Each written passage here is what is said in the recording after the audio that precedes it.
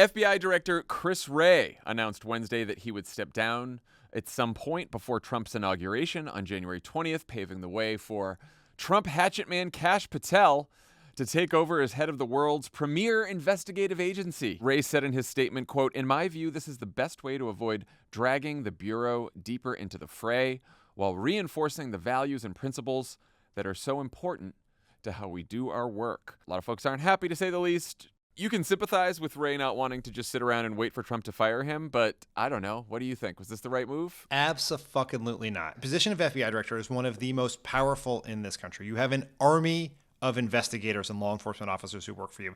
It is so powerful that unlike the Department of Defense, the director of the CIA, Congress gave the FBI director 10-year non-consecutive terms. So you can't amass too much power, and you are insulated from the influence of individual presidents and members of Congress. And Donald Trump, for the second time now, is firing an FBI director. In this case, he is doing it, and he wants to install a loyalist who has published an actual list of the enemies who he wants to prosecute.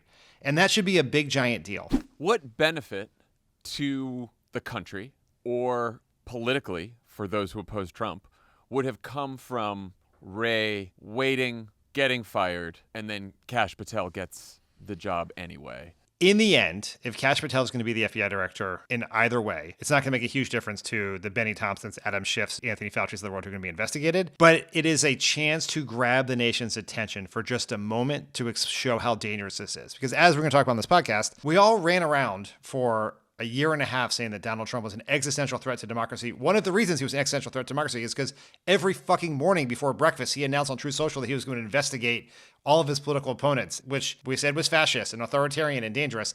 And now he's doing that exact thing. And so many people, Chris Wray included, are sort of like, maybe not that big a deal.